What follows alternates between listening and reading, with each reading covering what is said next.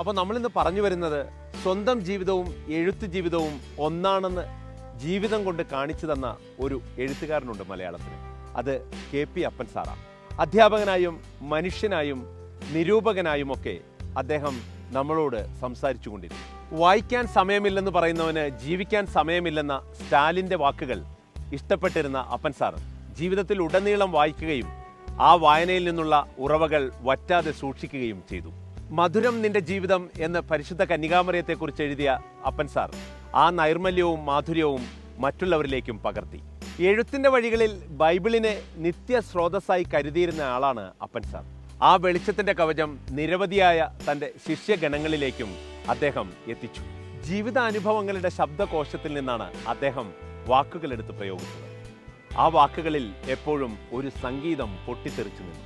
വാക്കുകളിലെ സത്യസന്ധത കൊണ്ട് വിവേകശാലിയായ വായനക്കാരനെ ഒപ്പം കൂട്ടിയ അപ്പൻ സാർ തനിക്ക് നേരെ ഉയർന്ന വിമർശനങ്ങളെയും വാനോളം വരവേറ്റിരുന്നു.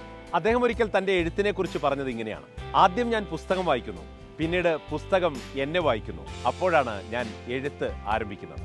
അപ്പൻ സാർ മരണത്തെക്കുറിച്ച് എഴുതിയത് ഇങ്ങനെയാണ്: മരണം ഒരിക്കലും മരിക്കുന്നില്ല, മരിക്കാൻ അനുവദിക്കുകയുമരുത്.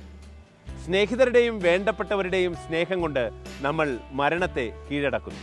അതെ, അപ്പൻ സാർ തൻ്റെ വേറിട്ട ജീവിതവും എഴുത്തും സ്നേഹവും കൊണ്ട് മരണത്തെ ജയിച്ചിരിക്കുന്നു. അതുകൊണ്ടാണ് അപ്പൻ സാർ ഒഴിഞ്ഞിട്ട് പോയ സിംഹാസനം ഇപ്പോഴും അങ്ങനെ തന്നെ കിടക്കുന്നത്.